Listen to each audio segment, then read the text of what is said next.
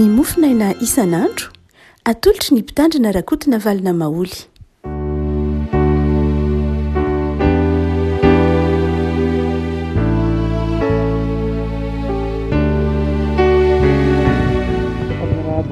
Tsika ry havako natokantrano any tratra ity somafa 17 ny volana septambra ity.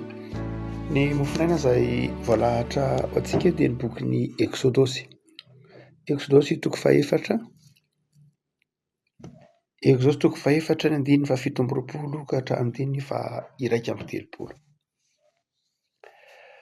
Exodosy toko fahaefatra andininy fa 17 ka hatramin'ny 1:30 vakiantsika amin'ny anaran'i Jesosy zany mofinaina zany ry havako malala. Ary hoy Jehova tamin'ny Arona: mandehana hitsenan'i Mosesy any anefitra, dia lasa nandeha izy ka nifanena taminy tao amin'ny tendrombohitr'Andriamanitra dia nanoroka azy. Ary nambarany Mosesy tamin'ny Arona izay teny rehetra efa nanarahan'i Jehova azy sy izay famantarana rehetra efa nandidiny azy. Dia lasa nandeha Mosesy sy Arona ka nanangona ny lohana zanak'Israely rehetra. Dia nolazain'i Arona ny teny rehetra izay efa nolazain'i Jehova tamin'i Mosesy, sady nataony teo mason'ny olona ny famantarana. Dia nin'ny olona, ary efa reny fa Jehova efa namanga ny zanak'Israely ka efa nitsinjo ny fahoriany, dia niondrika izy ka niankoho. Ray masonao manamasinana ny fahamarinana ny teninao no fahamarinana. Amen. Ity bokin'ny Exodosy ity moa dia afaka malala araka izany dia fitantarana ny fivoahan'ny zanak'Israely tao amin'ny tranona andevozana tany Egipta. Ary dia manomboka eo amin'ny Exodosy toko 13 moa ny nitsoin'Andriamanitra ny Mosesy, na ny manan'Andriamanitra ny sain'ny Mosesy hiatrika ny antso izay efa nitsoin'Andriamanitra azy rehefa nivahiny andro taona maromaro tany am-pandrotsirana tany anefitra. Ary dia etoana kosa dia amin'ity mofinaina ity dia misy lafin-javatra vitsivitsy izay ao anatin'ilay fotoana nanírahan'Andriamanitra an'i Mosesy.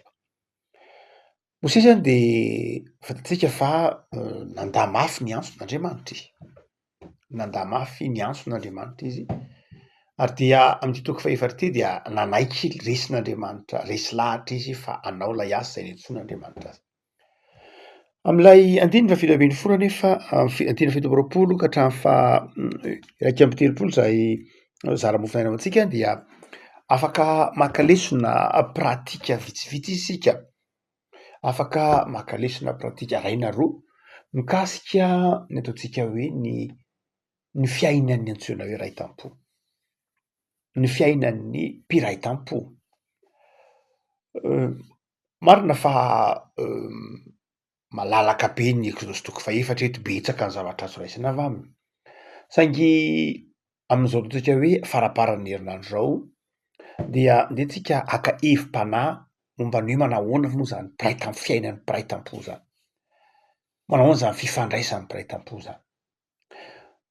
Eto any dia Mosesy sy Arona no piraitam-po na mpirahalahy vao resaka eto. Mosesy sy Arona zany, piraitam-po zany izy roalahy eto.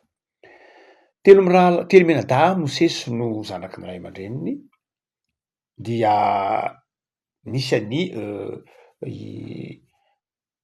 Miriam sy Arona izay zokin'ny Mosesy.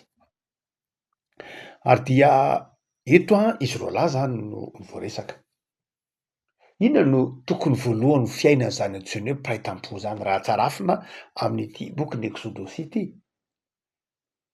Hoy tsika atao hoe Mosesy dia nandà-mafy ny antso izy. Nandà izy na dia nahita ny herin'Andriamanitra sy ny fahalehibiazan'Andriamanitra azy izy dia nahatsapa izany dia nandà-mafy ihany izy tany am-polohany. Exodosy toko 13. Ny toko fahaefatra andininy fa 13 fa hoy Mosesy: Tompo mifono aminao aho, iraho izay tianao irahana. Izany hoe zaza irahana fa olona hafa irahana. Ny antony dia Mosesy dia badalela, bégayé hoy nareo amin'ny teny frantsay. Mosesy de mibege zany hoe mibadabada ohatran'ny teny zamany hoe mamamamamamamanahoanareo raha sanatria ohatra ka miarahaba izy. Mibege Mosesy, tsy hoe mibadalela miroleera arak'izay mety hoetrerentsika fa mbadalela miambakavakana tahaka zany. Fantatry Mosesy io fahalemena io, fantany io fahalemena io, ary de niteny tamin'Andriamanitra izy manao hoe za nge Andriamanitra votsavavy, badalela olona miadam-piteny andininy faraika ambin'ny folo, manahirana, tsy mahay mandahateny andininy fahafolo, tsy mahay mandahateny tsy hatrany tsy haiko zany, za irahinao hiteny hitarika olona, hitondra olona nefa ny ary na miteny ary tsy haiko, mety homezany olona za sy ny tahaka zany zao, olona hafa mihitsy irahan'Andriamanitra fa hitondra teny zany ve tsy vitako zany. Dia Andriamanitra niteny tamin'i Mosesy, nirahira tamin'i Mosesy ny fahatezekan'i Jehova andininy efatra ambin'ny folo, dia hoy izy manao hoe fantatro fa i Arona mandahateny de izy no irahiko hiteny eo amin'ny toerana zay eo amin'ny toerana misy anao. Mpiray tampo, mifameno. I Arona marina fa i Arona ny zokin'i Mosesy, zokin'i Mosesy telo taona i Arona. Marina fa zoky Arona eto, zandry Mosesy. Fa hoy Jehova andininy efatra ambin'ny folo, avy hitsenanao izy, koa rehefa mahita anao izy dia ho faly ny fony. Andininy fafito amby roapolo dia ary hoy Jehova tamin'ny Arona, mandehana hitsenan'i Mosesy any an'efitra, de lasa nandeha Arona ka nifaina taminy teo an-tendrombohitry andrombohitra Abrahama andrombohitr'Andriamanitra, tendrombohitr'Andriamanitra dia nanoroka an'i Mosesy izy. Ravako, hoy manao hoe inona no fifandraisan'ny fiainana toy ny hoe mpiray tampo? Mpiray tampo raha tarafina amin'ny Mosesy sy Arona de zao nifameno izy. Nifameno izy. Zay fetra limitiny Mosesy de nifenoany Arona. Zay zavatra tsy nananany Mosesy de nifenoany Arona. Zay banga teo amin'ny Mosesy de nifenoany Arona. Rehefa miteny hoe ray tampo de zao, ny ray tampo de zao tokony hifanohana, tokony hifameno, tokony hifanampy. Ary izay no tiany anankiray am'izay tarafina ny fifankatiavan'i Mosesy sy Arona. Badalela i Mosesy votsavava, fa i Arona kosa no miteny eo amin'ny toerana misy azy. Dia jereo tsara rehefa nifandrimbona ny ray tampo, dia lasa Mosesy sy Arona nanangona ny olona, de nilazainy Arona ny teny rehetra zay efa nolazainy Jehova tamin'ny Mosesy. I Arona no niteny teo amin'ny toeran'ny Mosesy ary dia niny ny olona. Mosesy kosa nanao fahagagana. De afako ndraindray ny zavatra tsapa am'izao andro antsika zao de zao ndraindray tsy mifameno ny ray tampo. Ndraindray raha misy ray tampo mifampialina mihitsy ndraindray misy ray tampo sanatria tsy mifampiditra trano, ndraindray misy ray tampo ndraindray mifankahala, ndraindray misy mpiray tampo tsy mifameno tahaka ny Mosesy sy Arona. Ndraindray misy mpiray tampo mieritreritra manao hoe ka za nge ny zokiny, ka za nge ny manam-bola, ka za nge ny zao. Fa eto de zao i Arona ny zokiny. I Arona ny zokiny fa i Arona no nitsena any Mosesy. Eto Mosesy zandriny ary nanaja any Arona izy. Ndraindray io tsy ampy ny fanetretena ny zoky, ny fanajany ny zandry, ndraindray tsy ampy ao anatin'ny ray tampo. Ary dia aseho ny bokin'ny Exodosy eto fa zava-dehibe zany ray tampo zany. Fa naninona Andriamanitra moa tsy naka olon-kafa nanampy amin'ny Mosesy? Azo Andriamanitra tao angeny naka olon-kafa fa tsy Arona nataony nanampy an'i Mosesy. Fa ny tian'Andriamanitra ho lesona de zao zava-dehibe aminao ny ray tampo aminao. Ny olona manampy anao voalohany indrindra, ny olona mameno ny bangy eo aminao voalohany indrindra de ny ray tampo aminao. Ary ny olona fenono voalohany indrindra de ny ray tampo aminao. Aza maika ezakazaka ameny ny hafa aloha, fa fenoy aloha ny ray tampo aminao. Fenoy bangy eo, ampio izy. ary ampio anatin'ny fanetretena, ampio anatin'ny fifanajana. Nefa koa malala ndraindray am'izao andro antsika zao a de very a ny lafiny atao hoe fihavanana, indrindra aty am'reny vohitra. Indrindra tratran'ny fandrosoana ataontsika hoe andrenivohitra de ndraindray tratran'ny very ny fifankatiavana, very ny fihavanana. Ande ataontsika hoe amin'ny fotoana tena tokony hifanotronana indrindra, ataovy hoe manjo sanatria an'zany. Fa na ao anatin'ny manjo ary de zao efa tsy mifanotrona ny ray tampo. Maika moa fa ny fianakaviana tsy mifanotrona. Any ambanivohitra mbola voazona ihany zany ny ambanivohitra, ataontsika hoe miala lavidavitra kely indray ny vohatra. Ataovy hoe amin'ny malagasy a, rehefa misy manjo ohatra, mandrondra antsika ohatra fa zay ny tena tokony hoe tsy maintsy eo. Amin'ny zavatra rehetra moa tokony eo mandrakariva fa manjo no resahantsika eto andraisana ohatra sanatria. Am'zany manjo zany a dia tokony misy fifanotronana, na ao anatin'ny sarotra io zany, mety hoe aretina koa na ohatr'zany sanatria. Fa ankehitriny a, rehefa mijery ny fiainan'ny olona eto an-drenivohitra ianao, asa noho ny asa ve? Tsy fantatra. Noho ny fotoana ve? Samy mahafantatra zay. Zany sika mianakavy zao, rehefa misy manjo de zao na de fianakaviana akaiky io, na mpinamana io, na mpiray tampo io, na fianakaviana de zao, na ny rehefa misy anankiray manjo fianakaviana de na izy mitsapa alahelo de tsy mandevy na tsy mamoaka faty, na izy mamangy de tsy mandevy na tsy mamoaka faty, na izy mamoaka faty fa tsy mandevina, na izy mandevina fa tsy nanao rivo. Anankiray amin'ireo efatra na dimy reo ihany ny ataony, na izy mitsapa alahelo, na izy mamangy, na izy mamoaka faty any am-piangonana, na izy mandeha mandevina. Am'reo efatra io de ndray am'reo ihany ny ataony. Tsy misy zany, mahalana ny misy olona manao hoe misy manjo a, am'renivohitra zany, misy manjo dia vao manomboka ny manjo de eo izy mandra-pahavitan'ny manjo. Any ambanivohitra de zao, raha vantany vao misy manjo amin'ny fianakaviana, na vantany vao misy manjo ao amin'ny tanàna de zao miaraka mifandrimana ny rehetra. Tsy manao n'inona ny tompo manjo, angoniny fokotany sy angoniny fokon'olona, ny kitay hazo, ny fotsim-bary, mandra-pahalevena an'iny. Mety hitentsika ndraindray amin'ny vazaha manao hoe anti-économique zany, fanohitra amy toe-karena zany de fatiko ve de andanina fotoana lava be, maninona no mijanona daholo ny activité, ny asa rehetra ao amin'ny fokotany, satria zany ny ambanivohitra ataovy na amin'ny faritra rehetra any amorontsiraka na ambanivohitra ataovy hoe lavidavitra kely Antananarivo fotsiny de efa zay ny fiainana. Hoe raha vao misy manjo dia mijanona ny activité ary, na mijanona fambolena aloha, mijanona fa zao mirohotro eo am'lay fifampahirezana. Marina fa raha jerena amin'ny lafiny économie mazatra de mifanohitra amy toe-karena zany fa manjo ray ve de fa le foto-kevitra tenenina de ny hoe zava-dehibe amin'ny olona izay manodidina n'Antananarivo sy ny faritra ny firaisan-kina. Fa amitsika maro rehefa tratry ny fandrosoana de zao ndraindray tsy mifanotrona intsony, na de amin'ny fotoana tokony hifanotronana ary rehefa sendra mampiasa an'le ataovy hoe mpanao trano reny ianao, mpandrafitra na mpanangana trano na ohatr'zany ka mampiasa an'izy ireny manao trano, ka rehefa misy hoe manjo, tsy ny 3 andro izy 4 andro izy any ary tsy miera aminao mihitsy izy.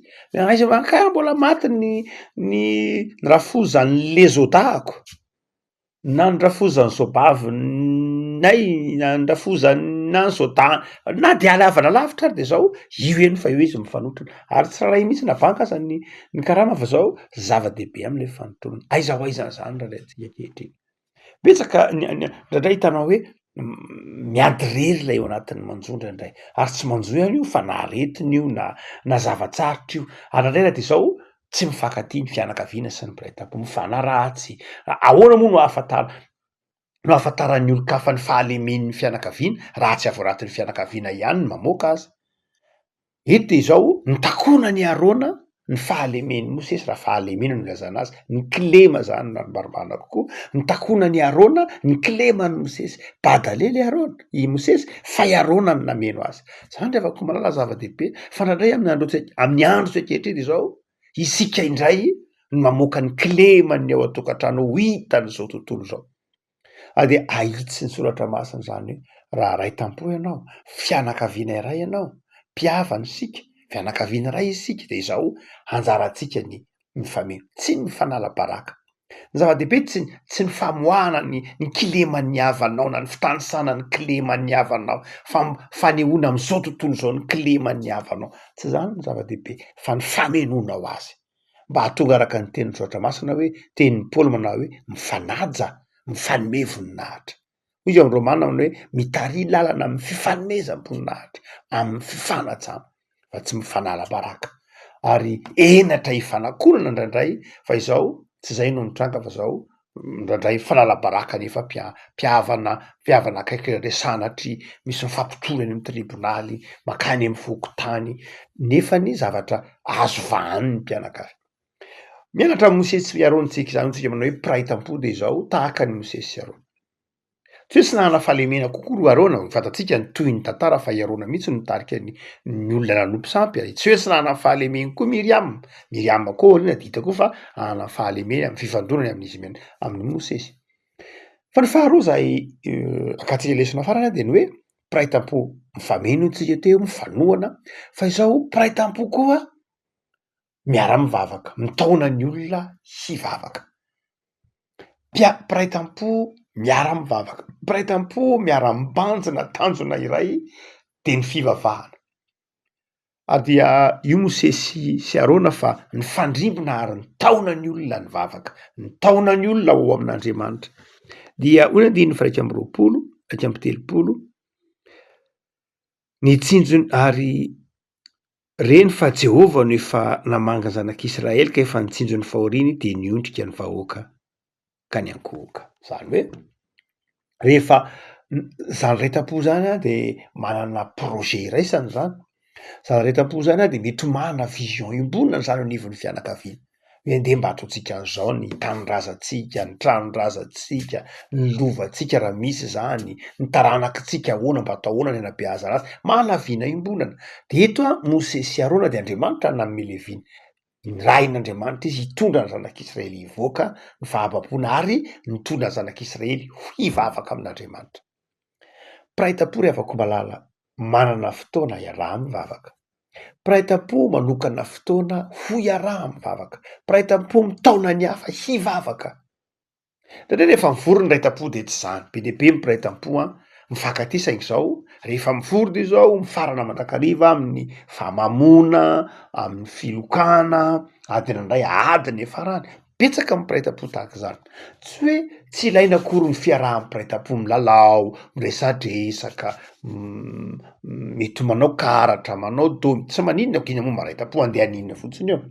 Fa ndraindray le fiafaran'le izy de sao miafara amin'ny ady satria ndraindray tsy misy piraitam-po ny aminy atao hoe firana de zao tsy maintsy misy toka eo, tsy maintsy misy zava-pisotro mahamamo ao de nefarany de zao manjary lasa misy hafanam-po de ndraindray lasa tonga ady de manjary lasa vao mainka mahatonga ny hoe zay tsy hivory tsony, zay tsy tia tsony, sy ny sisa rehetra. Tsy mahay mivory, tsy mahay miaona satria izao tsy eo Andriamanitra na de kristianina ary.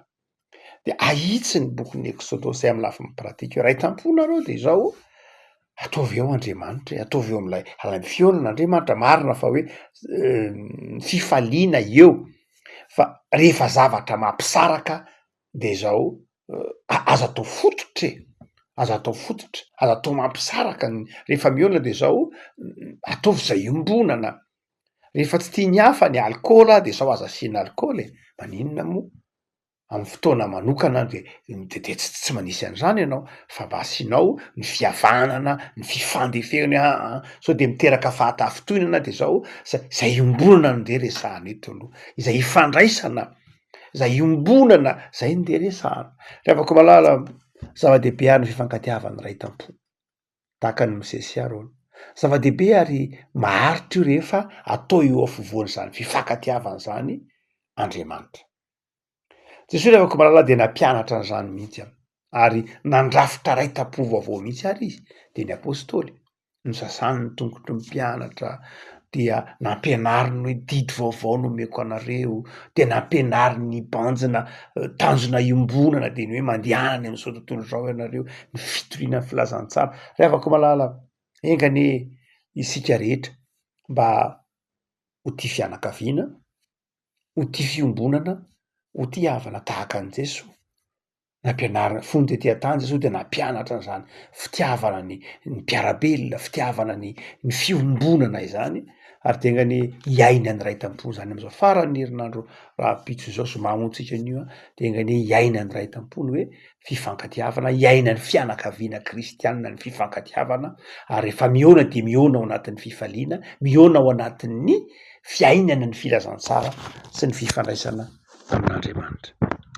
Ivavaka isika tompo am'soranao zay no ny amin'ny tantaran'ny Arona sy Mose zay modely ho anay ny amin'ny fifankatiavan'ny mpiray tam-po, ny amin'ny fifankatiavan'ny fianakaviana, ny fanahy ny fifandeferana, ny fanahy ny fifanajana, mahatonga tanjona iombonana de ny fiainana kristianina. Tompo de ataovy iainanay ny fifankatiavana, ny fiombonana eo anivon'ny fianakaviana, satria tsy kisendrasendra akory ny maharay tampo, tsy kisendrasendra ny mahafianakaviana iray, fa avy aminao Andriamanitra ny maharay tampo, ny mahafianakaviana, ny mahamalagasy, ny mampiray tanindrazana dia avy aminao. Dia ampy anazy zay tompo mba hanana fanahy ny fanetretena, ny fifandeferana, ny fifanajana, ary de mivavaka ho an'ny ankonana ny fianakaviana, miaino zao mofo zao mandrakariva, nisy atokantrano ataovy mahay mifankatia, ataovy mahay mifandefitra, ataovy mahay mifameno, ataovy mahay mifanome voninahitra, ataovy mahay mifanaja. Am'izay rehetra mety misy fifankatiavana marary eo anivon'ny fianakaviana de sitrahan'i Jesosy fa ianao fanasitranana. Am'izay mety nisy olana ka nisy fitavosavosana de mamela heloka vaoka hanjaka ny fiombona sy ny fifankatiavana eo anivon'ny fianakaviana. Ataovy ianao ny tompony teny farany, fa tsy misy fifandraisan'ny fianakaviana, tsy voavahan'ny filazantsaranao, tsy misy fifandraisana anivon'ny fianakaviana, tsy voavahan'ny azo fijalianao Jesosy, de omeo fanetretena ny sambatan'olona mba hatsiaro fa ny fifamenona ao aminao Andriamanitra no mitondra fiadanana sy fifaliana. Jereo ireo marary, jereo ireo manana olana, ampaheresy tompo malala. Tononona aminay tsiray avy Jesosy ny fiadanana. Amen.